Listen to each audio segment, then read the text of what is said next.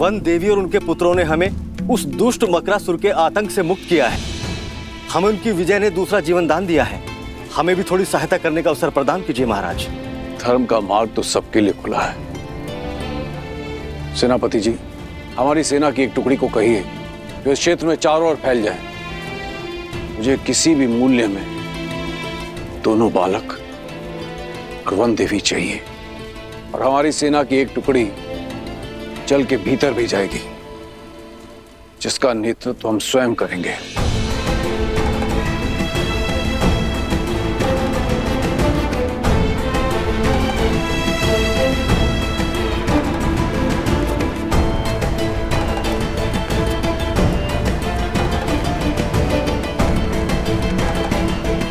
ऋषिवर, मेरा अंतर्मन कहता है कि वो जहां भी होंगे सकुशल होंगे। महाराज,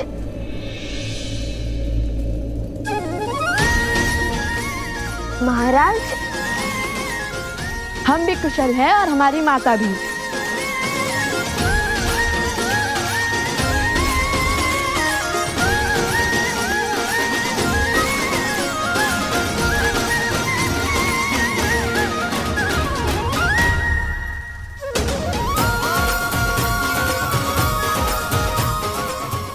अरे झील में तो पहले ही भीगे हैं, अब क्या अपने आंसू से भी भिगोएंगे हमें? जानता था असंभव को संभव करके ही लौटोगे, विजयी होकर लौटोगे। जब उस राक्षस का महल ध्वंस हुआ तब भी तुम्हारे बल पर हमें संदेह नहीं हुआ, किंतु वन देवी कहाँ है? सुरक्षित है। देवी फल्गु की प्रार्थना कर रही है। धन्यवाद जो करना है उन्हें। किंतु मैंने तो भूल से तुम्हें महादिव्य मंत्र दिया ही नहीं। मकरासुर का वध कैसे किया तुमने? दिव्य मंत्र नहीं मिला तो क्या हुआ? हमारे पास तो सदैव ही श्री राम की भक्ति की शक्ति रहती है। मैंने श्री राम का नाम लिया और वो बाण साधा और उसने मकरासुर का वध। श्री राम के नाम में अत्यंत शक्ति है।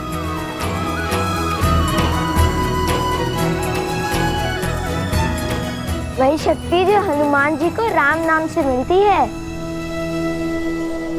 ऐसा प्रतीत हो रहा है कि तुम दोनों राम और राम कथा के प्रशंसक हो, भक्त हो उनके। पूरी कथा सुनी है या? सुनी है महाराज, हमें राम कथा का एक एक शब्द कंठस्थ है। हमसे बड़ा राम भक्त इस संसार में कोई दूसरा नहीं है।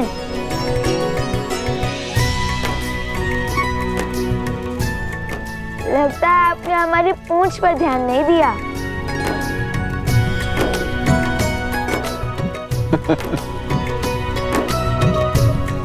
अर्थात सीधा प्रतिस्पर्धा हनुमान जी से है ना? प्रतिस्पर्धा होती तो कब के जीते होते, क्योंकि लव कुश हनुमान जी से भी बड़े राम भक्त हैं। जब भी संकट में होते हैं तो श्री राम का नाम लेते हैं, श्री राम का अनुसरण करते हैं, और जब भी दुख के बादल छाते हैं तो देवी सीता का नाम लेते हैं।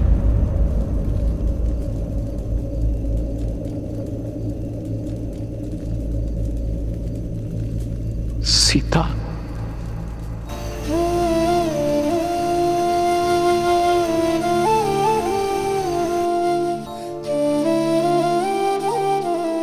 पिताश्री। समझ गया, पुत्री की स्मृति में दुखी हो गए। माता कहती है कि पुत्री पिता का घर छोड़ पति का संसार बसाती है, इसलिए पिता की प्रिय होती है। किंतु आपकी पुत्री तो पूरी अयोध्या की प्रिय बन गई, श्री राम की अर्धांगिनी बन गई। भला आपको कैसा दुख, कैसी चिंता? आप चिंतित ना हो महाराज, हम शीघ्र ही अयोध्या जाकर श्री राम और देवी सीता को आपकी कुशलता का क्षण पहुंचाएंगे। अयोध्या? हाँ, अयोध्या, आपकी पुत्री का राज्य। उनका घर, जहाँ वो श्री राम के साथ सुख से रहती हैं।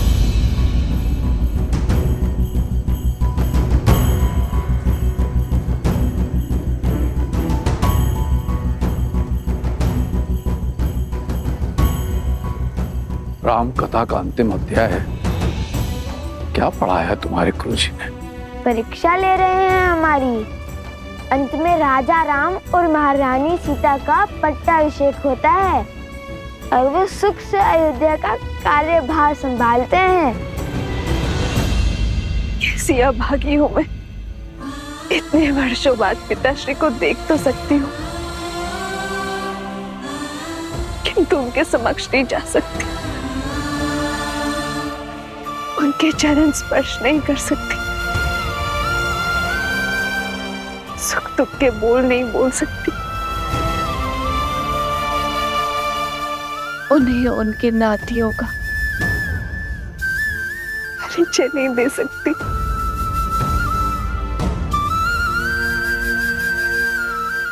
हे प्रभु, कैसा धर्म संकट है ये।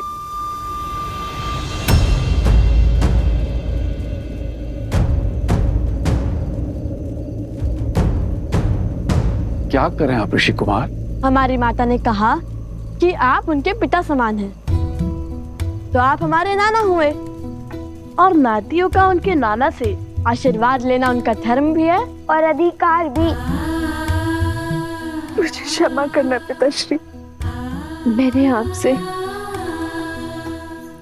अपने नातियों के साथ खेलने का सुख, उनके बालपन में अपनी संतान का बालपन जीने का सुख, उन्हें कथाएं सुनाने का सुख, उनके मुख से नाना शब्द सुनने का सुख सब छीन लिया।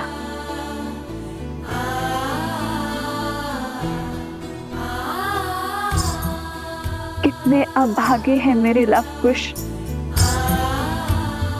जो मिथिला के ज्ञान से वंचित है। ननिहाल में उन्हें मिलने वाले प्रेम से दूर रह गई मेरे लव कुश। अब तो साक्षात देवी सीता के पिता और श्री राम के ससुर हैं। हमें शीघ्र ही उनसे भेंट करने का आशीर्वाद दे दीजिए ना।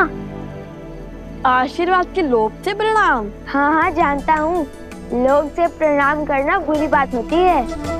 किसी के आगे नतमस्तक केवल सम्मान के लिए हुआ जाता है, किंतु मुझे लोभ आशीर्वाद का नहीं, श्री राम और माता सीता से मिलने का है।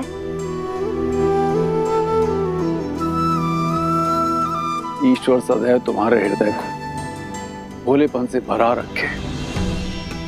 द्वेष और स्वार्थ का मैल तुम्हारे मन को छू भी न सके और तुम्हारा नाम इस संसार के सबसे वीर योद्धाओं में सम्मिलित हो। बिल्कुल तुम्हारे प्रभु, तुम्हारे आदर्श श्री राम की तरह, और तुम्हें शीघ्र ही उनसे मिलने का सौभाग्य प्राप्त। धन्यवाद महाराज। धन्यवाद महाराज। वनवास हो या रावण का पाश, आज तक ईश्वर ने मुझे जो भी दिया मैंने उसे नियति समझकर स्वीकारा। कभी कोई उल्हाना या कभी कुछ नहीं मांगा मैंने, किंतु फाल्गु देवी, आज मैं आपसे मांगती हूँ, यदि मैंने आपकी तपस्या सिद्ध की है तो बिना अपने पिता के समक्ष आए उनके चरण छू पाने का सुख दे दीजिए मुझे। दे दीजिए माता।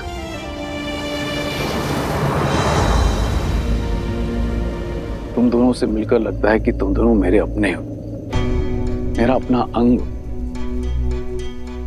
जाने की इच्छा तो नहीं हो रही, किंतु जाना होगा, समय हो चला है। क्या तुम मेरे जाने से पूर्व मुझे अपनी माता से मिलवा सकते हो? मैं उनके दर्शन करना चाहता हूँ। अवश्य, क्यों नहीं। मुझे भी वन देवी के दर्शन करने हैं पुत्र।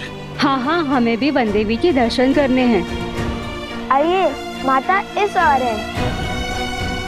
लव, कुश, तुम दोनों जाके वन देवी को ले आओ, तब तक हम कूच की तैयारी करते हैं।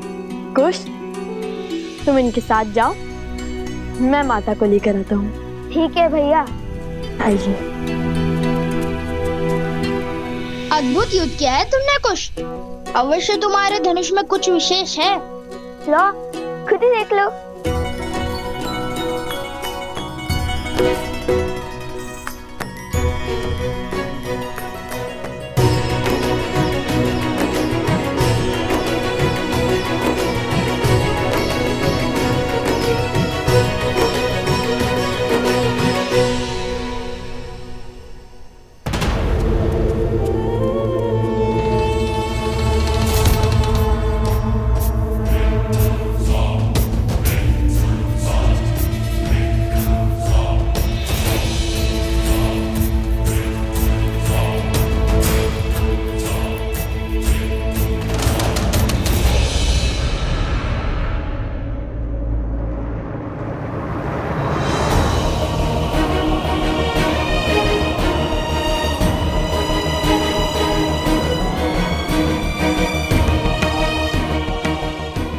मेरी विनती सुनिए फाल्गु माता, मेरी विनती सुनिए। सोमकरण, सोमकरण।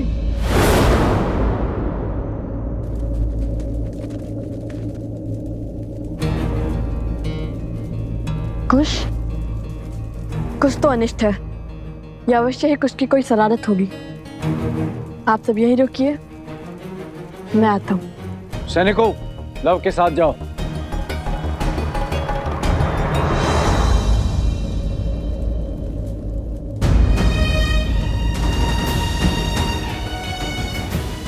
मेरी प्रार्थना स्वीकारिए माँ, मेरी प्रार्थना स्वीकारिए।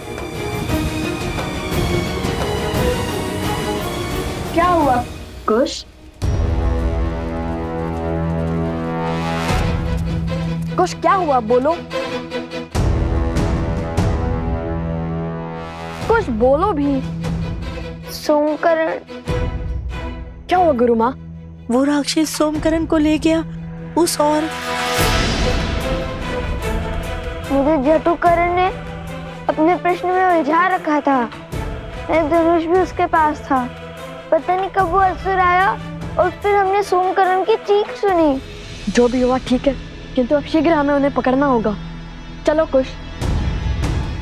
तुम दोनों पहले से चोटिल हो, हम उसे ले आएंगे। नहीं, वो हमारा मित्र है और उसे बचाना भी हमें जाना ही होगा ना। चलो कुश।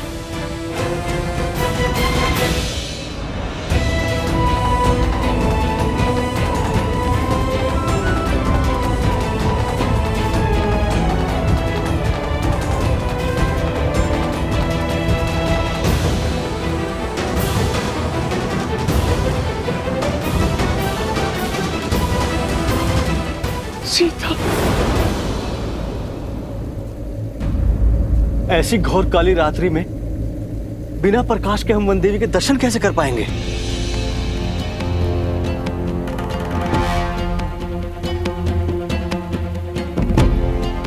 जाओ, वो दीप ले आओ।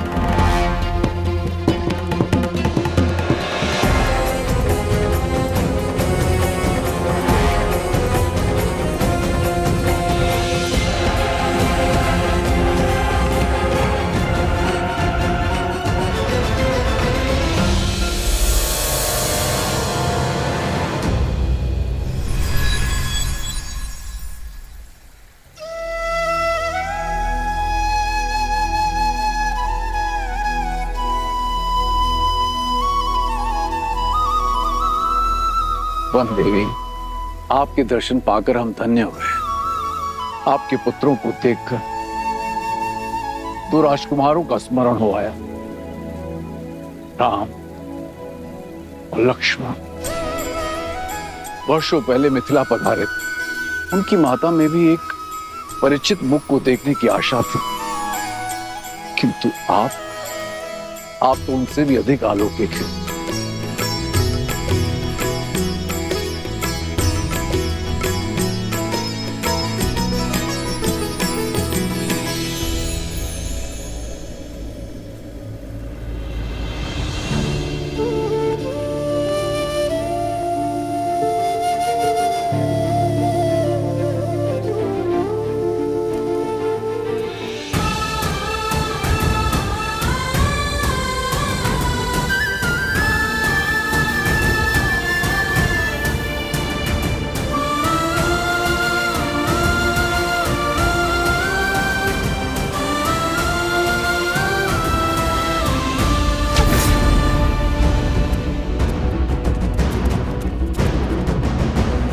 कुछ और।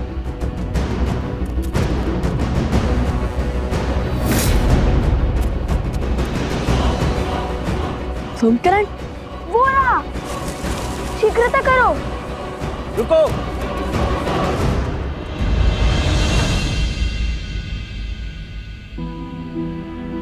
आप सब यहाँ, और माता? माता कहाँ है? मैंने वन देवी के दर्शन पाने का सौभाग्य पा लिया है। वो अभी भी मौन धारण किए देवी फाल्गु की आराधना में लीन है। मेरी इच्छा पूर्ण करने के लिए, मुझे ये सुख देने के लिए धन्यवाद माता। ये मेरा नहीं, आपके सुकर्मों का, आपकी शुद्ध भक्ति का प्रताप है देवी सीता। मैं आपके तप से प्रसन्न हुई, परंतु अब मुझे आपके पुत्रों से कुछ चाहिए। मेरे पुत्रों से? क्या माता? ऋषिवर, आपने हमें क्यों रोका? सोमकरण के प्राण संकट में हैं। समय नहीं है हमारे पास। कुछ नहीं होगा तुम्हारे मित्र को, क्योंकि उस असुर को सोमकर्ण के नहीं, तुम्हारे प्राण चाहिए। अपने राजा मकरासुर की मृत्यु का प्रतिशोध चाहिए। तो क्या अपने प्राण बचाने के लिए अपने मित्र के प्राण दांव पर लगाएंगे हम? कदापि नहीं। उचित कहा भैया। वैसे भी जिस राजा को मार गिराया, उसके सेवक को तो यूं धराशायी कर देंगे हम। इसमें कोई संदेह नहीं है कि वो असुर तुम्हारे वीरता के समक्ष टिक पाए। इतने घमासान युद्ध के बाद भी तुम्हारा साहस देख अत्यंत प्रसन्नता हो रही है। ये मेरा सौभाग्य होता यदि मुझे तुम्हारे साथ युद्ध करने का अवसर मिलता। किंतु हमारे तो आपसे कोई पैर ही नहीं है, फिर आप क्यों हमारे साथ युद्ध करना चाहते हैं? कुश, वे हमारे साथ असुरों से युद्ध करना चाहते हैं, हमारे विरुद्ध नहीं। ओह, परंतु आपकी आयु? जानता हूं, वृद्ध हो चुका हूं, इसीलिए तुम्हें संकोच, किंतु मैंने इस आयु तक जो अर्जित किया है उसकी सहायता अवश्य लेना।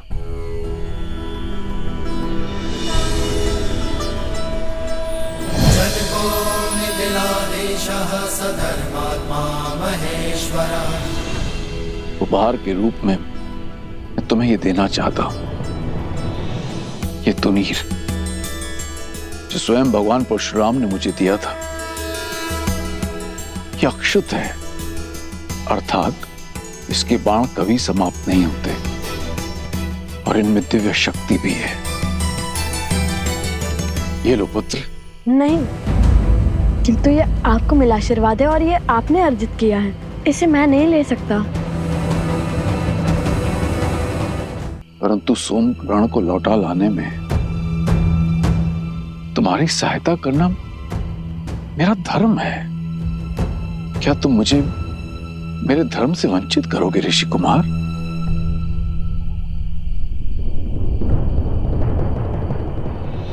दिव्य ज्ञान विभूषितः सिद्धि संपन्न एव च विदेहेश्वास दुर्लभो लोकेश्वपि सुदुर्लभः लोकेश्वपि सुदुर्लभः। विजयी भव।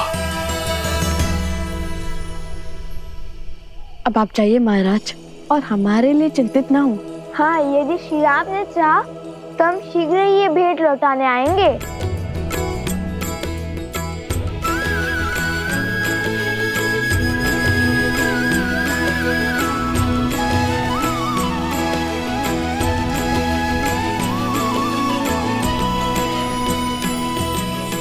चलो कुश, माता का आशीर्वाद लेकर हम सोमकर्ण को खोजने चलते हैं।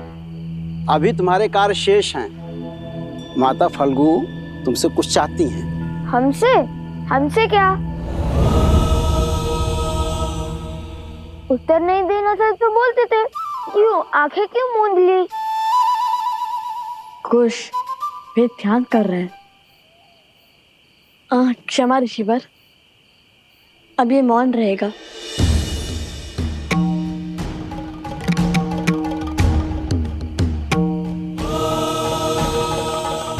आदेश दे देवी, क्या करना है मेरे पुत्रों को?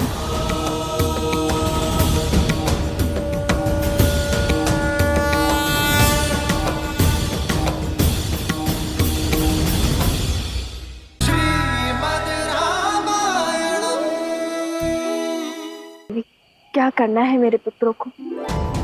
आपने और आपके पुत्रों ने मुझे नया जीवन दिया है।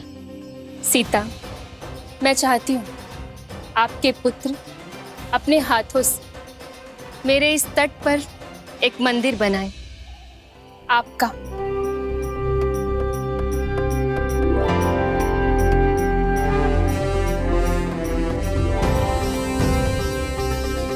माता फल्गु चाहती हैं कि उनके तट पर वन देवी के मंदिर की स्थापना की जाए। क्या? क्या? और मंदिर का निर्माण करेंगे लव कुश।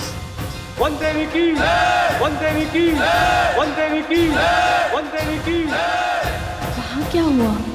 ऋषि असुरी के तप में मेरी इच्छा जानने की शक्ति, उन्होंने ये इच्छा सबको बता दी। आपका आभार माता। जो भी श्रद्धालु आपके मंदिर में आकर आपके दर्शन करेगा, उसे लव कुश जैसे ही संस्कारी पुत्रों की प्राप्ति हो।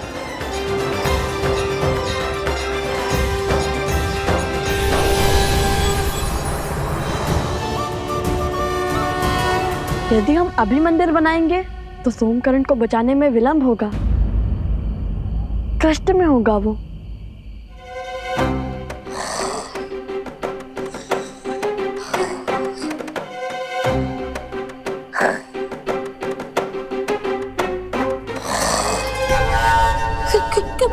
कौन है? अपने ही खर्राटों से डर गए। कहने को तो तुम लोग लव और कुश के मित्र हो और इतने कायर। कितने सालों से भूखे हो, पूरी थाली चट कर गए। मैं ही मूर्ख हूं जो तुम्हारे हाथ में धनुष देख के तुम्हें कुश समझ बैठा था। मन तो करता है तुम्हें अभी खा जाऊं, किंतु रक्त केतु अपना उद्देश्य पूरा करने के लिए तुम्हारा उपयोग करना चाहता है। रक्त केतु? वो मायावी असुर जो रक्त बहने पर मरता नहीं है, बल्कि अपना रक्त बढ़ाता जाता है। वो दूसरों के रक्त पर ही पलता है, उसके रक्त की एक एक बूंद चूस लेता है। तुम्हें लव कुश की शक्ति का बोध नहीं है? वो किसी भी स्थिति परिस्थिति से लड़कर मुझे खोज लेंगे। यही तो चाहता है रक्त केतु। लव और कुश उन तक पहुंचे, यहाँ आए।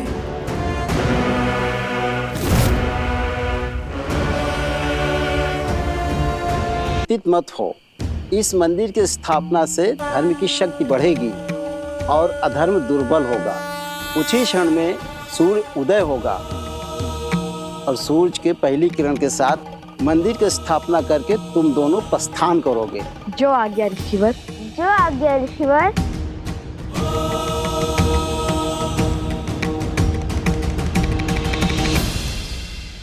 माता,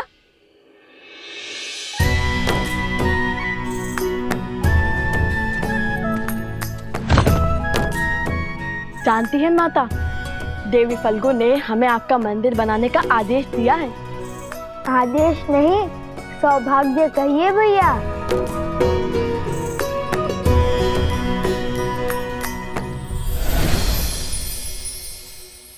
देखिए माता, महाराज जनक का तुनीर उन्होंने उपहार में दिया है हमें।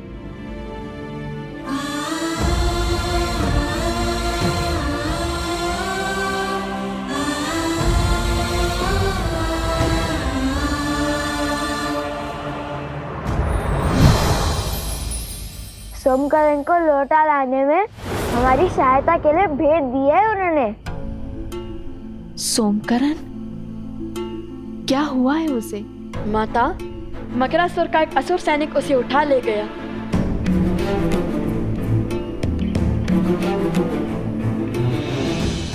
उसकी सहायता करना हमारा दायित्व है। चलो उसकी मदद करते हैं। उसकी कोई आवश्यकता नहीं है। मेरा मतलब है कि ऋषि अश्विनी ने पहले मंदिर बनाने और फिर भोर की पहली किरण के साथ सोमकरण को खोजने का आदेश दिया है, जिससे धर्म की शक्ति बढ़ेगी और अधर्म दुर्बल होगा। उचित कहा ना ऋषिवर?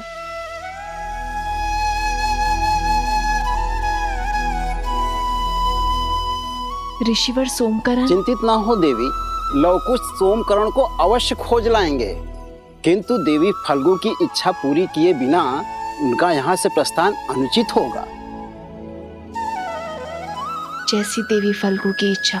आप विश्वास रखिए माता, कल भोर तक आपका मंदिर भी बन जाएगा और हम सोमकरण को लाने के लिए निकल चुके होंगे। कुछ नहीं होने देंगे हम सोमकरण को।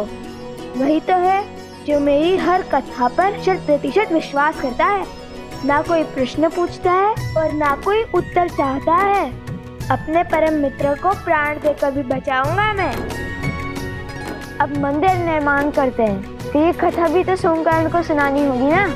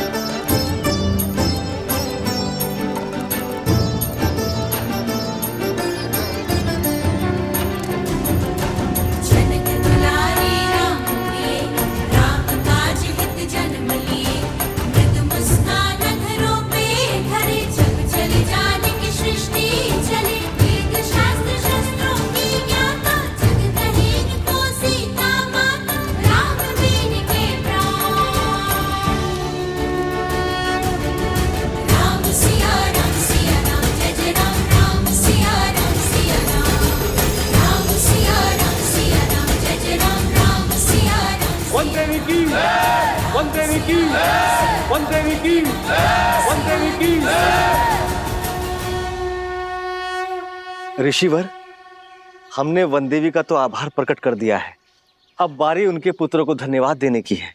हम सब उनके आभारी हैं ऋषिवर।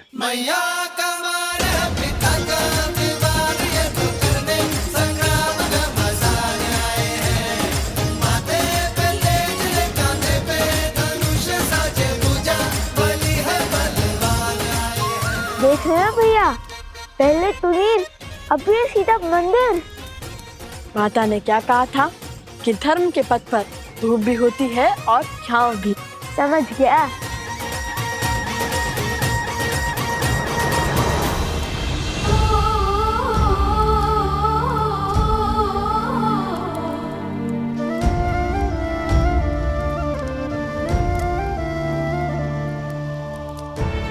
जितनी अधूरी ये सीता आपके बिना है, उतना ही अधूरा ये मंदिर आपके बिना है श्री राम।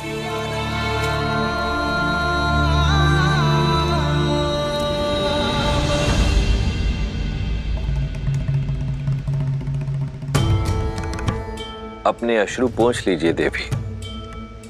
जब किसी महापुरुष या महान आत्मा के हृदय में कोई इच्छा जागृत होती है, तो न केवल उसके अपने सत्कर्म अपितु उसके अपनों के सत्कर्म भी मिलकर उस इच्छा को पूर्ण करने में एकजुट हो जाते हैं। अर्थात देवी सीता की इच्छा पूरी होगी? क्यों नहीं देवी।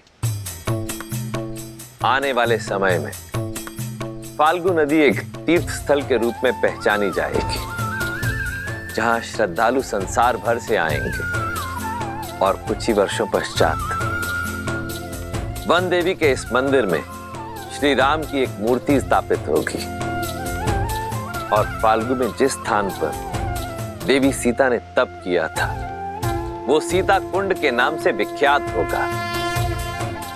यहां आने से पापियों के पाप धुल जाएंगे और वो पवित्र होकर वैसे ही चमकेंगे। जैसे तप करके देवी सीता ने फाल्गु को चमका दिया। किंतु लवकुश का क्या? अभी तो एक विपदा से बाहर निकले थे, फिर दूसरी की ओर चल पड़े हैं। देवी, मैंने आपसे पहले भी निवेदन किया था कि ऐसी परिस्थितियों में हमें धैर्य रखना चाहिए।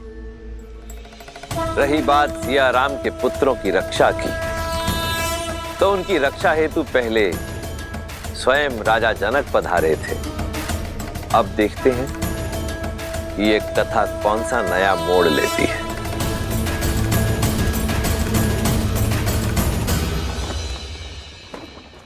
क्षमा करें प्रभु, मुझे नहीं लगता कि भरत भैया आपका ये आदेश स्वीकार करेंगे। प्रभु, वो प्राण दे देंगे, किंतु आपके रहते वो अयोध्या का सिंहासन नहीं स्वीकारेंगे। भरत को मानना होगा हनुमान, क्योंकि ये उसके बड़े भाई का आग्रह है, अयोध्या के महाराज का संदेश है। भरत अयोध्या के साथ प्रतिबद्ध होगा, मैं स्वयं उसका राज्याभिषेक करूंगा।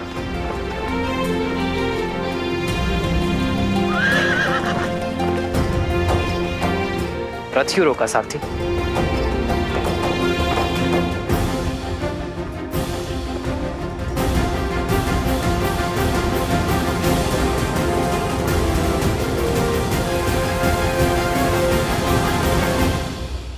निश्चिंत होकर जाइए माता, और हमारे लिए चिंतित न हो। हम शीघ्र ही आश्रम पहुंच जाएंगे। वो भी सोमकरण को लेकर। ऋषियश्री ने हमें उत्तर की ओर जाने का आदेश दिया है, वही मिलेगा सोमकरण। वो बच तो जाएगा ना? क्यों नहीं बचेगा?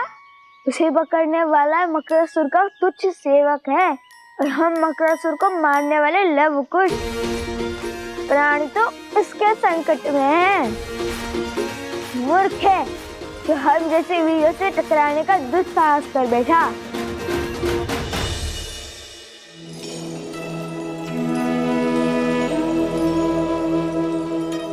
अपना ख्याल रखना। जी माता।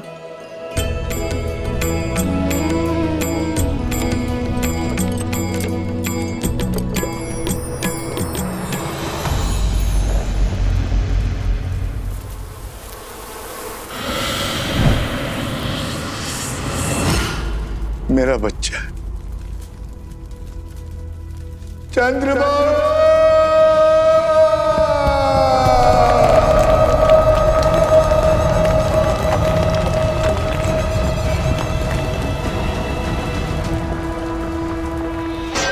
चंद्रबाबू, चंद्रबाबू, मेरे पुत्र।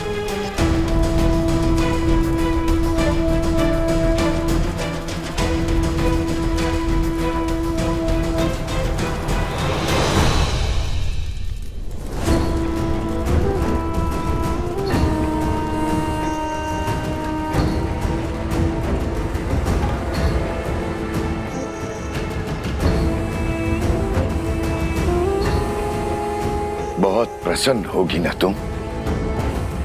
प्रसन्न होगी ना अपने पति को छलकर अपने पत्नी धर्म से विमुख होकर? अरे जिसके प्राण ले लिए उसके लिए विलाप का स्वांग क्यों? तुमने मारा है मेरे पुत्र को, तुमने। हाँ हाँ हाँ, मैंने मारा है उन्हें, मैं हूँ दोषी। मैंने ही उन्हें आंख बंद करके अपने पिता का अनुसरण करने दिया, कभी उन्हें धर्म का मूल्य नहीं समझाया, न्याय और सत्य का दर्पण नहीं दिखाया। हाँ, मैंने मारा है उन्हें। बस, जिस अधर्म की तुम दुहाई दे रही हो, देखती जाओ कैसे मेरे पुत्र की बलि धर्म और अधर्म के इस युद्ध में राक्षसों की ओर से अंतिम बलिदान होगी। मूर्ख मत बनिए, अपमान नहीं कर रही हूँ, आपको सत्य बता रही हूँ। आप चाहे कुछ भी कर लें, आपका पुत्र वापस लौट के नहीं आने वाला, और उनकी आत्मा को आपके झूठे धर्म की हार, धर्म की जीत से कोई अंतर नहीं पड़ता।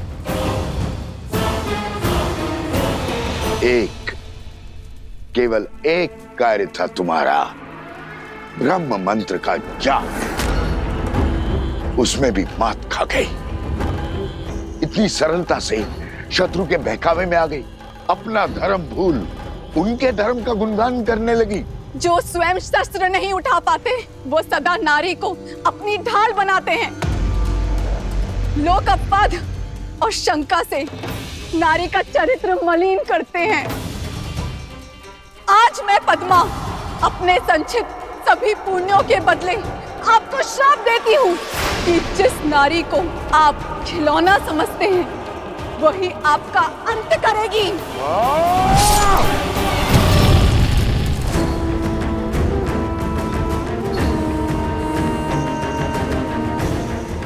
जिस नारी को आप खिलौना समझते हैं वही आपका अंत करेगी।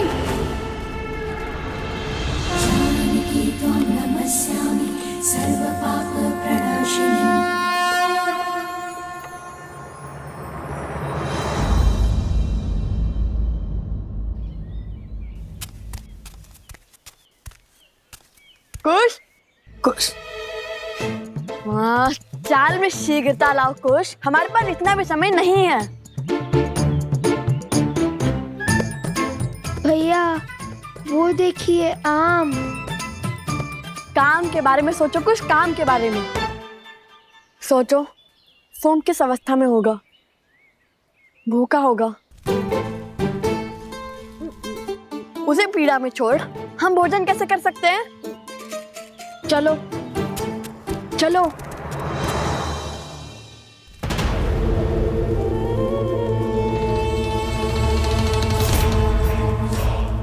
रक्त केतु,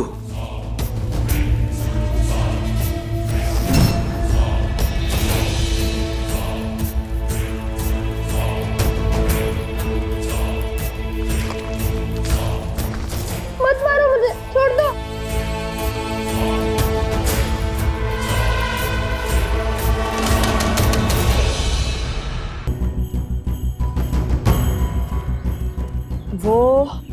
वो इस ओर गया होगा, क्योंकि अन्य दिशाओं में तो राजा श्री राम का राज्य फैला हुआ है। वो उसी ओर गया होगा। होगा नहीं भैया, होंगे। असुर भेड़ियों की भांति होते हैं, झुंड में घूमते हैं। पल में तो था ही, आपके साथ रहकर बुद्धि में भी निपुण हो गया हूँ मैं। तब तो वो किसी ऐसे राज्य में गए होंगे जहाँ अधर्म का वर्चस्व हो। तो उस राज्य के राजा को हमें हराना होगा भैया। जब उस राज्य का अंत करेंगे तब उस राज्य पर हमारा अधिकार हो जाएगा ना भैया। किंतु हम तो ऋषि पुत्र हैं, राजकुमार नहीं। तो हम इस राज्य का क्या करेंगे? हम वो राज्य श्री राम के चरणों में अर्पित कर देंगे। चलो शीघ्र चलते हैं। ये तो अति उत्तम विचार है भैया, किंतु अब तक तो कोई संकेत नहीं मिला। भैया ये तो सोमकरण का कुंडल है।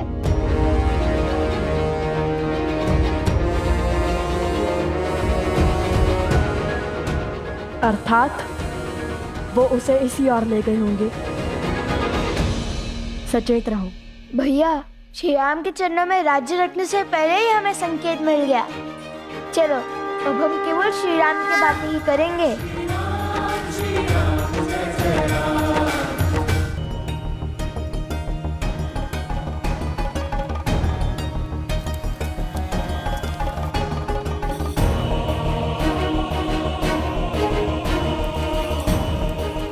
महाराज की जय हो।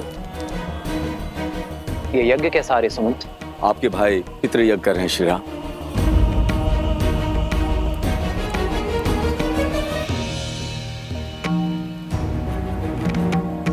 अकस्मात ये पितृयज्ञ क्यों? आर्य सुमंत, प्रभु के प्रश्न का आप उत्तर दीजिए। आपने युद्ध से लौटकर राजकुमार भरत को राजभार संभालने का निर्णय किया था, और वो अपने राजा की आज्ञा को ठुकरा नहीं सकते, इसलिए वो ये यज्ञ कर रहा है।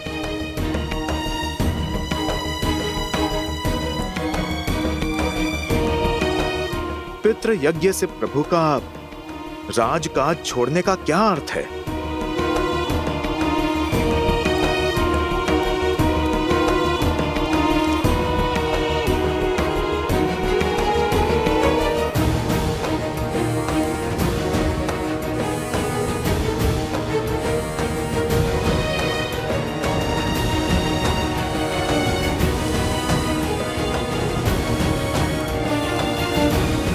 भैया आ गए। अंतिम आहुति आरंभ कीजिए गुरुदेव।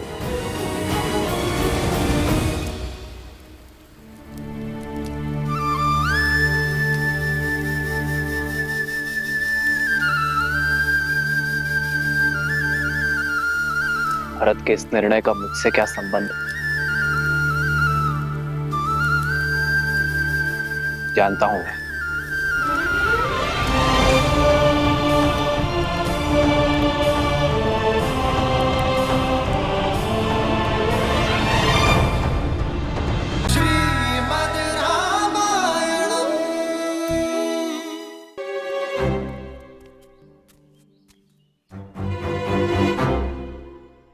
क्या हुआ? कोई संकेत मिला क्या? मिला, किंतु संकेत नहीं, प्रश्न। यदि ये युद्ध जीते तो राज्य श्री राम के चरणों में रख देंगे, है ना? हाँ, किंतु इतना कठिन कार्य हम करेंगे कैसे? राज्य में बसे घर, वन, उपवन, नदियाँ, गौशालाएं सब उठाकर कैसे धरेंगे श्री राम के आगे? चलिए, मान लीजिए हमने हनुमान जी की बातें राज्य को अपने कंधों पर उठा भी लिया, तो भी लेकर कैसे जाएंगे? और मान लो जैसे तैसे ले ही गए, तो क्या इस राज्य को अयोध्या के ऊपर ही रख देंगे क्या? ये प्रश्न भी श्री राम के लिए बचा के रखूं। हाँ, यही उचित रहेगा। कह देंगे कि हम तो प्रण से बंधे हैं, हम तो राज्य ले आए। अब आप बताइए, आपके चरणों को राज्य पे रखे या राज्य को आपके चरणों पे रखे? तुम क्या सच में इतने मूर्ख हो? नहीं, पर भूख से ध्यान भटकाने के लिए बात ही बना ली।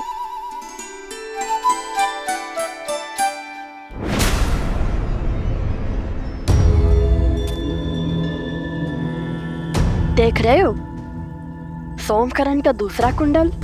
अवश्य ही उसने हमें मार्ग दिखाने के लिए फेंका है।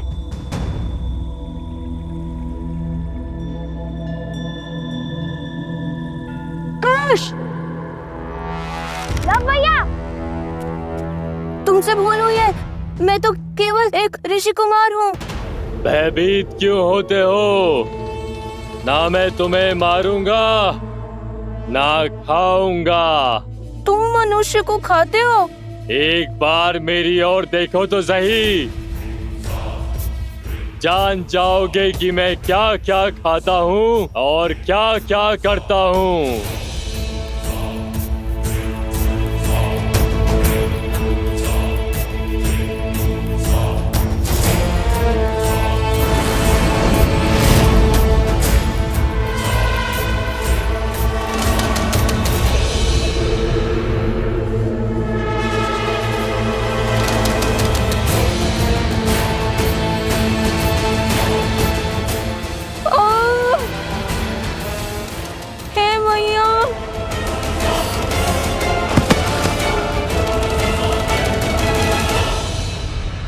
महाराज, सहस्त्रमुख रावण को सूचित किया। आने दो उन्हें और देखने दो रक्त केतु की शक्ति। जो कार्य तुम्हारा मूर्ख मकरासुर नहीं कर पाया, वो मैं करूंगा। लवकुश को अब तक इसके कुंडल मिल गए होंगे। शीघ्र वो यहाँ आएंगे और इस मायावी गुफा में लुप्त हो जाएंगे।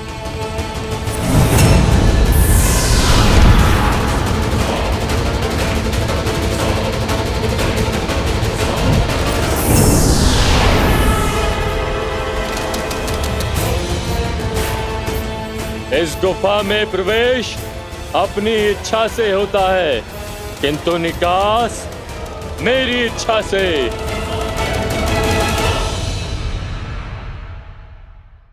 लो भैया, लो। इतना क्यों चिल्लाते हो? ये देखो, ये तो सोमकर्ण का वस्त्र है। हम उचित मार्ग पर हैं। चलो।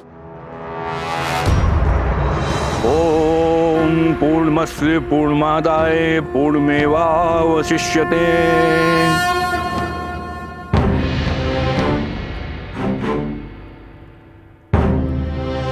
मेरे साथ बोलिए। आदरणीय पूर्वजों, आदरणीय पूर्वजों, पंचद्रव्य की ये अंतिम आहुति स्वीकार कीजिए। पंचद्रव्य की अंतिम आहुति स्वीकार करें। हम इसे सच्चे मन और सम्मान के साथ आपको अर्पित करते हैं। मैं इसे सच्चे मन और सम्मान के साथ आपको अर्पित करता हूँ। इसे ग्रहण करें। इसे ग्रहण करें। पितृ इस दुविधा में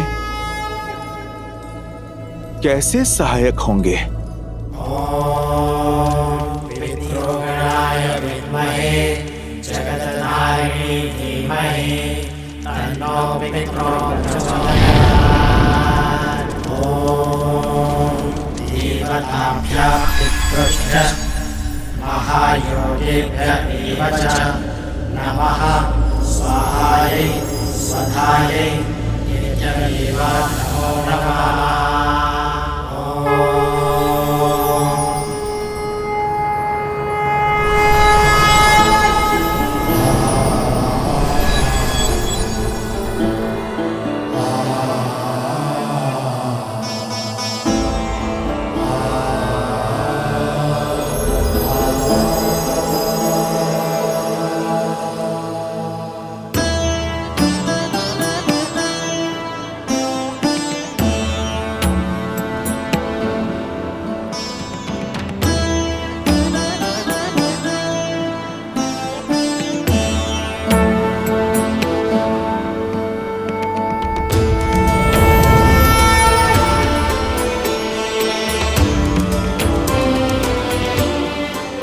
महाराज दशरथ, महाराज अज, महाराज दिलीप, महाराज रघु और सभी इक्ष्वाकु पूर्वजों, अपने वंशजों की प्रार्थना सुनने के लिए धन्यवाद। आपके कुल को आपके मार्गदर्शन की आवश्यकता है।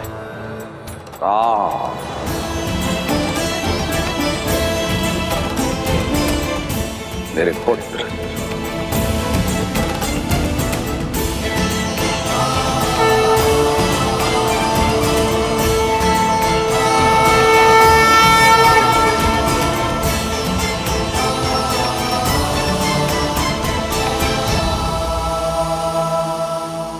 प्रणिपात पिताश्री। आयुष्मान भव पुत्रो। आप सबको भी मेरा प्रणिपात। हम तुम्हारी दुविधा से अवगत हैं और भरत तुम्हारी दुविधा से भी। जो हाल मैं सोच रहा हूं पिताजी, उसकी पुष्टि कीजिए, आप परामर्श दीजिए। इसमें कोई संदेह नहीं कि भरत शासन संभालने के योग्य है और भारत के शासन में अयोध्या एक श्रेष्ठ राज्य बन सकता है। किंतु इस समय आर्यवर्त को उसकी आवश्यकता है जिसने अयोध्या की सीमा के पार जाकर सुदूर दक्षिण तक धर्म और मर्यादा का प्रसार किया है, जिसने वानर जाति को प्रशिक्षित कर इस योग्य बनाया कि वो अधर्मी असुरों को पराजित कर सके। आज अयोध्या को आवश्यकता है धर्म की स्थापना करने वाले राम की। राज्य को प्रगति देना और अपने पूर्वजों को गति देना तुम्हारा कर्तव्य है राम। यदि राम और उसके पुत्र अयोध्या के सिंहासन पर नहीं बैठेंगे तो रघुकुल का सम्मान और हमारा मान तुम्हें हो जाएगा। श्री राम श्री राम श्री राम। हम तुम्हारे सभी पूर्वज गति नहीं पा पाएंगे पुत्र राम। हमने तो तुम्हें उचित मार्ग दिखा दिया, अब उस पर चलना ना चलना तुम्हारा चयन है। मंगल भवन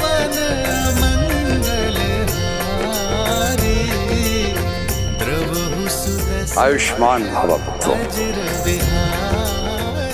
धर्म की जय हो, सूर्यवंश की जय हो।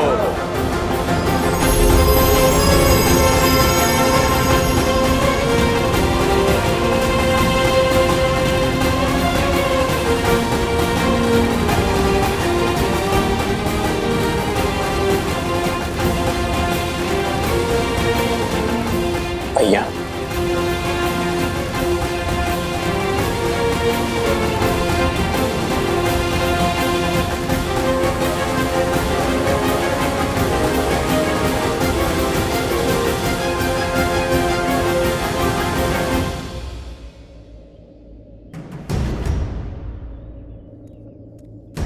यहाँ तक तो ले आया सोम, फिर आगे क्या फेंका होगा? धोती और फिर कॉफिन? क्या कह रहे हो? बाद में अगर धोती मिली तो उसे लौटा देंगे। कुश, चलो।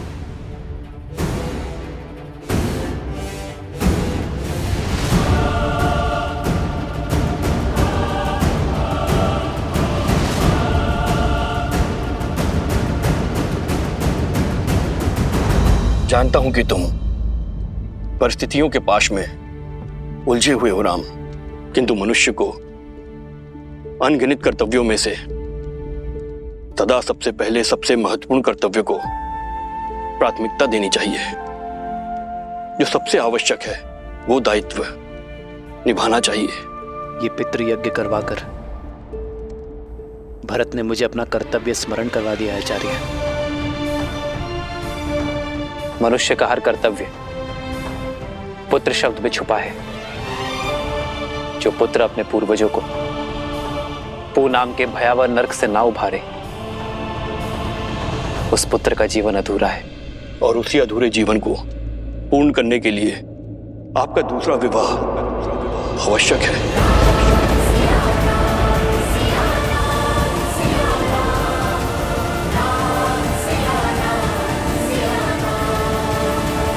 यदि आपने अयोध्या के सिंहासन का त्याग किया तो प्रजा और पूर्वज दोनों के हृदय को दुख पहुंचेगा। मेरे कथन पर विचार करना राम।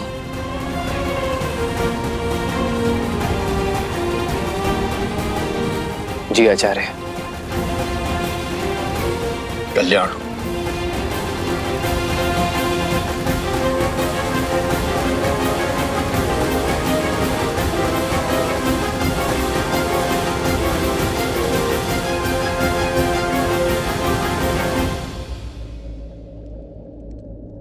प्रभु, संसार को उभारने वाले प्रभु श्री राम आज स्वयं किस धर्म संकट में फंस गए हैं?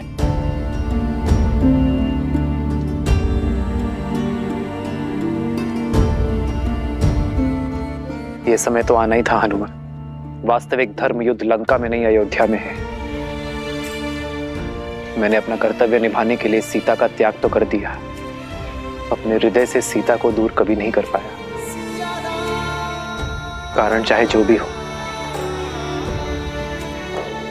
यदि आज मैंने दूसरा विवाह किया तो ये समस्त समाज इसे अनुचित उदाहरण मान स्त्री के विरुद्ध अन्याय करता रहेगा। यदि धर्म की मूरत सीता को अन्याय मिला तो ये समूची स्त्री जाति कभी न्याय नहीं पा सकेगी हनुमान। प्रभु, तब तो सीता मैया को लौटने का अवसर मिलना चाहिए। इतने वर्षों आप दोनों ने जो तप किया, अब उसका फल आपको मिलना चाहिए प्रभु। सोमकरण अवश्य ही भीतर बंदी होगा।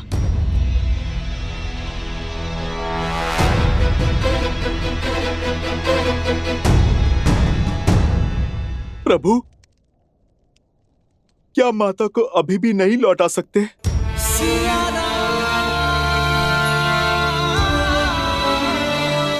अभी भी असुर और असुरी सोच जीवित है हनुमान। अधर्म को जड़ से निकालने में अब भी समय है। हमारी छोटी सी भूल लोक अपवाद की चिंगारी को भड़का सकती है।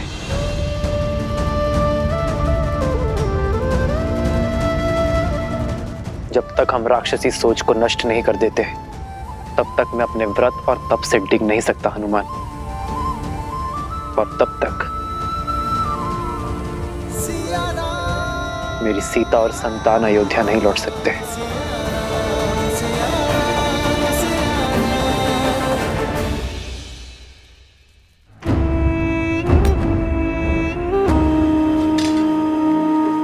चाटुकारिता करके 4 पग भी आगे नहीं बढ़ पाओगे। उठो और क्रोधित मत करो मुझे। सिंह समझकर बकरी उठा लाए हो मूर्ख।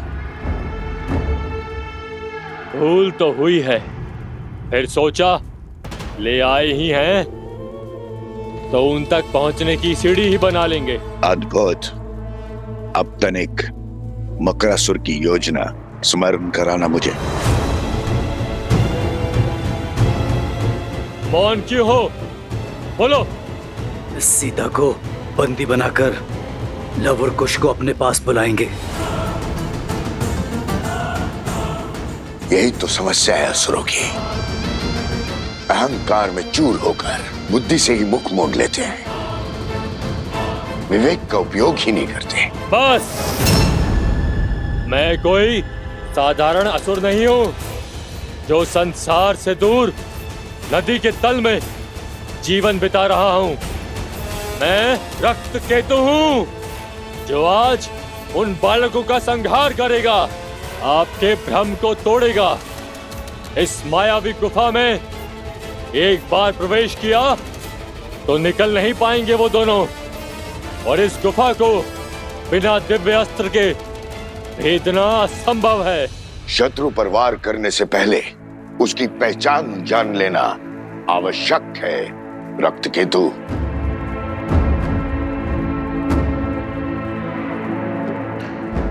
उठने का समय आ गया बालक, उठ जाओ।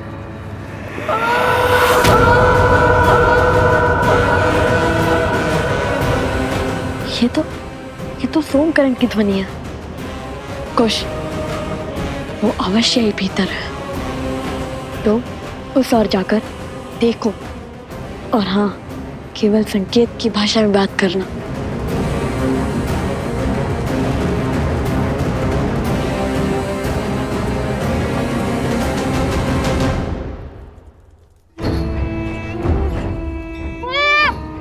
जीवित रहने की इच्छा है तो सुनो, तुम्हारे वो 2 मित्र हैं, लव और कुश। तुम जानते हो वो दोनों कौन हैं? वो वन देवी के पुत्र। और ये वन देवी कौन है? लव कुश की माता। केवल लव कुश की माता नहीं, मूर्ख बालक, श्री राम की अर्धांगिनी, अयोध्या की महारानी है वो। सीता है वो, सीता।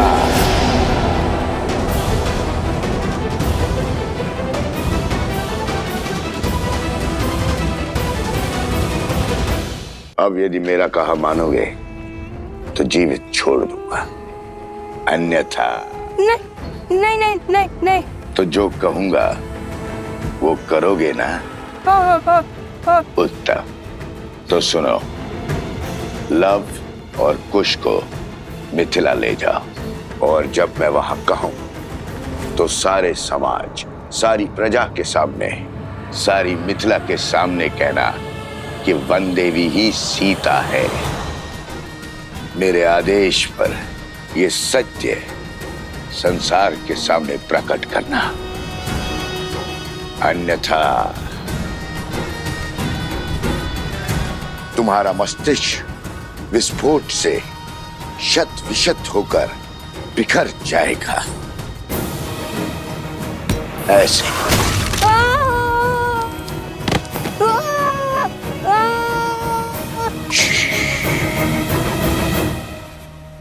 चिल्लाओ मत। सोमकर, जा, तुम मुक्त हुए। जैसा कहा वैसा ही करना। जाओ।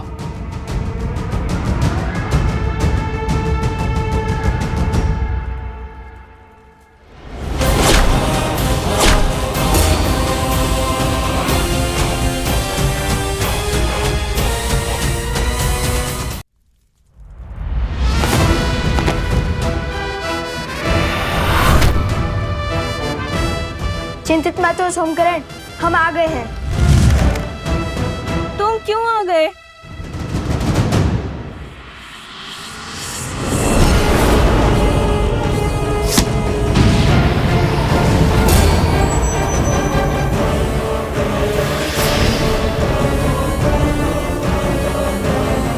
मेरी गुफा को भेज दिया, ये कैसे संभव है?